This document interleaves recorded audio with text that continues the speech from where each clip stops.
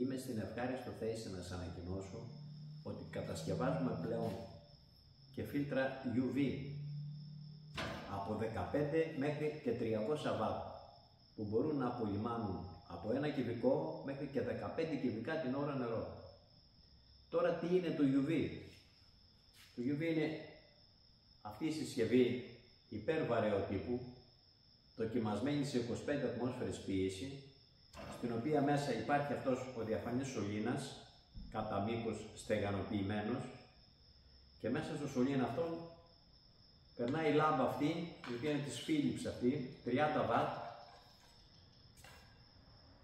με αποτέλεσμα το νερό που έρχεται από εδώ να φύγει από εκεί, κάνοντας αυτή τη διαδρομή κατά μήκος,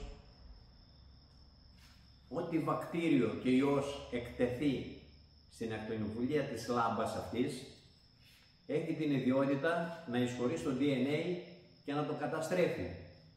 Συνεπώς, να μην μπορούν να προπλασιαστούν. Η μέθοδος βέβαια αυτή είναι από πάρα πολύ παλιά, δοκιμασμένη 99,9% με αποτελέσματα.